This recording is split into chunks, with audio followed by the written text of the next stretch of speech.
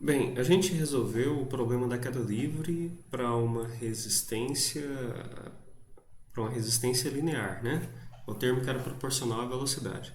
A gente sabe que a resistência do ar, ela tem um termo quadrático, né? Que pode ser mais relevante no limite de altas velocidades. Então a gente vai fazer agora a análise da queda livre considerando somente o termo de resistência quadrática, tá bom? Tá, então vamos lá. Explicando essas linhas para a gente entender como funciona, tá? Mais uma vez, o objetivo não é ensinar essa linguagem de programação, mas é mostrar como essas ferramentas podem ser úteis para a gente resolver problemas matemáticos, tá bom? Então aqui, esse primeiro comando aqui, QCGMV, o que ele vai fazer? Ele vai apagar essas variáveis aqui, CGMV, né? Que eu defini anteriormente. E aqui ele vai, na segunda linha, ele fala assim, essa função assume, ela vai falar o seguinte, olha, eu não sei o valor dessas grandezas, mas eu vou assumir algumas coisas a respeito delas. Eu quero ter certeza de que o C é maior do que zero, que a aceleração da gravidade é maior do que zero e que o m é maior do que zero. Então essas constantes são positivas. Ótimo.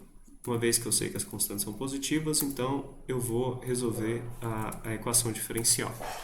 Tá, então ele vai guardar a solução nessa variável sol e vai utilizar a função ODE2, né, que é Ordinary Differential Equation, de segunda ordem.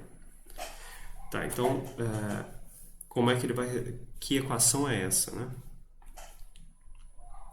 É um problema de queda livre, então é um problema unidimensional e essa equação aqui é a equação de Newton, né? Que é massa vezes aceleração é igual a massa, menos massa vezes a gravidade, mais c vezes v ao quadrado, né?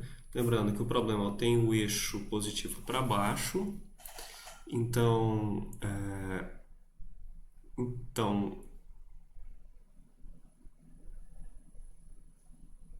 só um instante. Essa massa vezes a gravidade, então, vai ser positiva, né? Massa vezes gravidade é positiva. Que é massa vezes aceleração, né?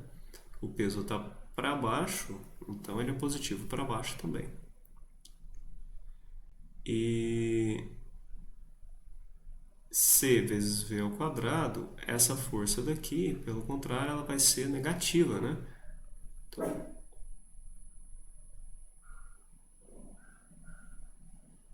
não, tá, peraí, deixa eu organizar isso daqui. Na verdade, ele tem o eixo y positivo para cima. Eu tenho massa vezes aceleração. Ah, sim, eu estava invertendo o eixo, né? O peso é para baixo e a força de resistência é para cima, uma vez que a velocidade é para baixo, né? Que ele tá descendo. Então vai ser menos massa vezes a gravidade. Como a força está para cima no sentido positivo, vai ser mais c vezes a velocidade ao quadrado. Como esses dois aqui são positivos, vai estar positivo. Então agora sim está certo. É essa equação que a gente tem aqui. Ó. Então é massa vezes a derivada da velocidade com relação ao tempo é igual a menos massa vezes a gravidade mais c vezes v ao quadrado.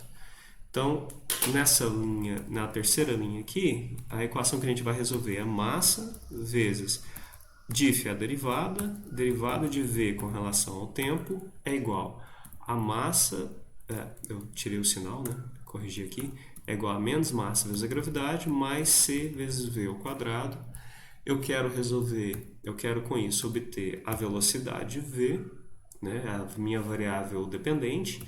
Eu quero que essa função, e eu estou informando aqui que a função é em função do tempo, tá? Então é v em função do tempo. Então é isso daqui. Tá, então ele me dá essa resposta aqui, né? Essa é a equação diferencial de primeira ordem, porque eu tenho uma derivada de primeira ordem só, tá? Então, quando eu tenho uma função com a derivada de primeira ordem, uma equação com a derivada de primeira ordem, vai aparecer uma constante, que é essa constante c, tá? Sinal de porcentagem c. Eu esperaria, né, que eu obtivesse um v em função do t isolado, mas só que veja só, ele não me deu o v isolado, olha só, o v está aqui, ó, a velocidade está aqui dentro e o tempo está aqui. Então ele não consegue me dar uma forma explícita da velocidade em função do tempo. Mas vamos prosseguir que a gente pode obter essa função. Aqui, como eu tenho uma constante não especificada, né, essa constante ela é definida através das condições iniciais. Quais são as condições iniciais? Né? Initial conditions, IC. Então, eu vou aplicar as condições iniciais para a solução, que é o seguinte: no tempo igual a zero, eu estou dizendo que a velocidade é zero. Então, essa é a minha condição inicial, ou seja, ele parte do repouso. Poderia pôr qualquer valor para a velocidade, mas essa é a minha condição. Uma vez que ele faz isso, ele obtém a solução e especifica o valor da constante C. Veja que a constante C não aparece mais, né? Tudo aqui dentro depende daquelas constantes que eu defini inicialmente. Então, depende do C, depende do G, depende do M. E, mais uma vez, a velocidade está aqui sem poder isolar. Tá, então é o seguinte, eu tenho essa equação daqui e eu quero isolar a velocidade. Eu quero obter uma expressão para a velocidade no lado da equação e tudo que não depende da velocidade do outro lado. Então, o que eu vou fazer? Eu vou tentar fazer isso através dessa função, a função solve. É uma função que tenta resolver equações algébricas de maneira geral, tá? Então, tenta resolver para mim a equação.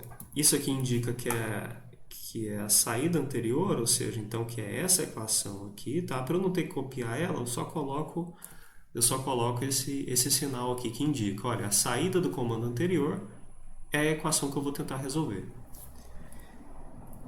Então, pega essa equação anterior e resolve ela para V. Então, eu quero obter o V que satisfaz aquela equação. Ou seja, em outras palavras, isola o V para mim.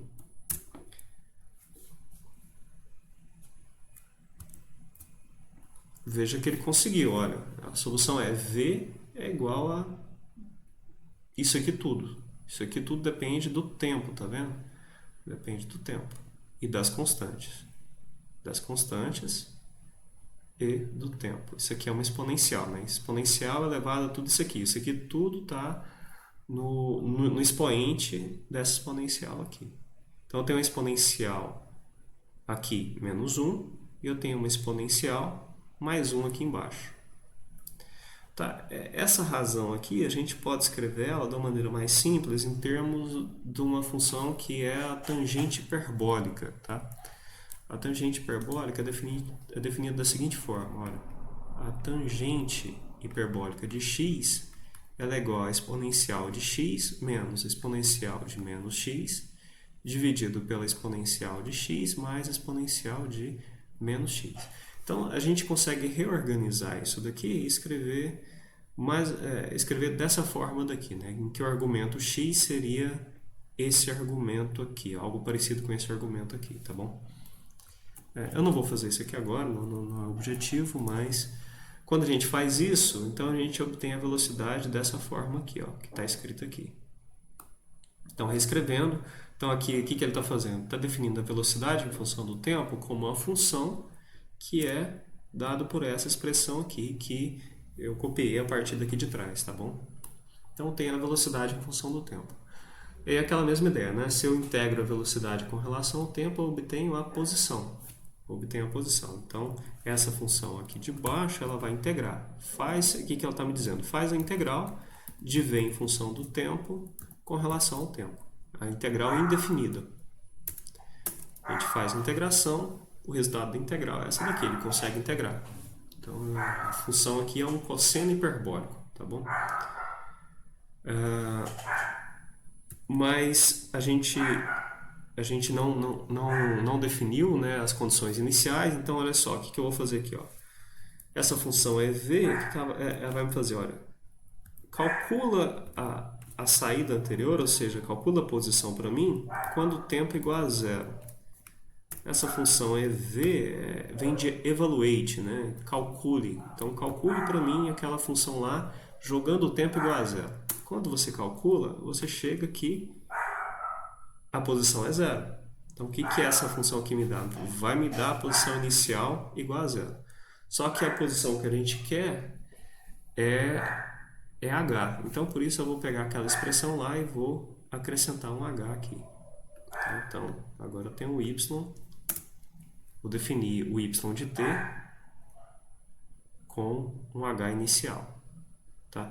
Agora, vamos ver qual que é o comportamento desse y de t, ver se ele é muito diferente do y de t que a gente obteve quando resolveu o problema com a resistência do ar linear. Né? Agora a gente está utilizando só o termo quadrático.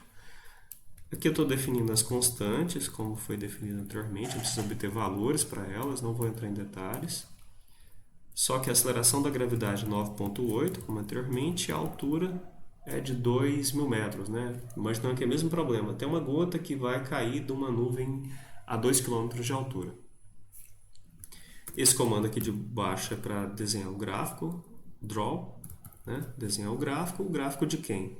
De y de t com relação ao tempo de 0 até 400 segundos. Ele faz o gráfico e a gente obtém um gráfico dessa forma daqui. Veja que estranho, né? Aparentemente, esse gráfico é uma linha reta, né? É algo que a gente esperaria no movimento uniforme. Então, o que eu posso interpretar aqui? Posso interpretar que, bem, a inclinação do gráfico da posição em função do tempo é praticamente constante, significa que a velocidade é praticamente constante durante todo o tempo. Ou seja, isso significa que ele atingiu a velocidade terminal bem no início do movimento. A partir daqui, a velocidade foi praticamente constante. Então, é um movimento bem diferente daquele com a resistência linear, em que a gente tinha obtido que o y a inclinação ia aumentando, né? Você tinha algo assim, e sem atingir a velocidade terminal ainda. Ela ainda tinha uma inclinação, aliás.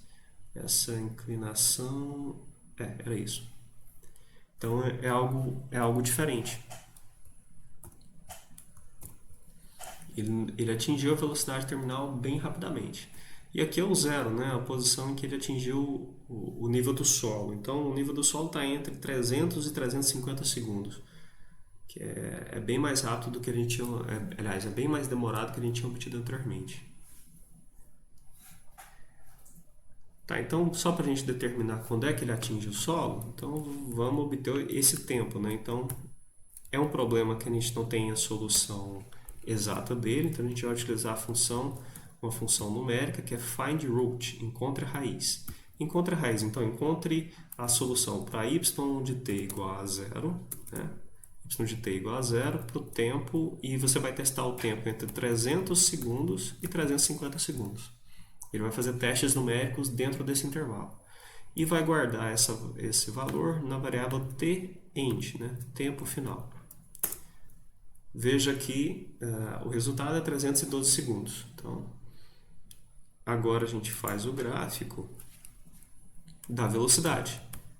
Desenhar o gráfico em função do tempo, da velocidade em função do tempo de 0 até 10 segundos. Por que eu quero olhar de 0 até 10 segundos? Porque, bem, nesse regime aqui a velocidade vai ser praticamente uma linha reta constante, né? Então, bem ali no início, eu espero que ela tenha um comportamento em que ela varie. Olha só, o gráfico da velocidade em função do tempo. Inicialmente a velocidade é 0, ela vai aumentando o módulo, né? Ficando cada vez mais negativa, porque é para baixo.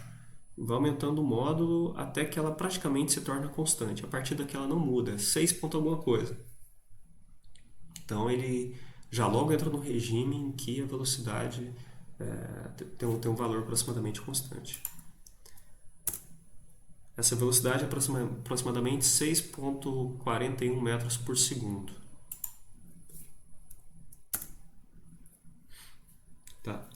Só para comparar o valor, que é exatamente a velocidade terminal, né? Esperado da velocidade terminal. Só para a gente comparar com o modelo linear, qual era a velocidade terminal que a gente tinha obtido? Deixa eu voltar aqui. Queda livre com resistência linear.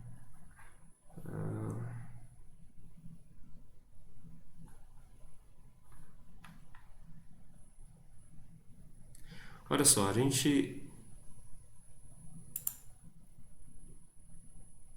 A velocidade era de 112 metros por segundo, agora está com velocidade de 6,4 metros por segundo. É algo mais realista, né? Então, isso indica pra gente que no problema de uma queda de uma gota a partir de uma nuvem até o Sol, talvez o modelo mais adequado para descrever esse problema seja o problema em que a resistência do ar seja quadrática ao invés de ser linear, porque o sistema teve tempo suficiente para atingir altas velocidades em que esse termo da velocidade quadrática é mais relevante do que o termo linear.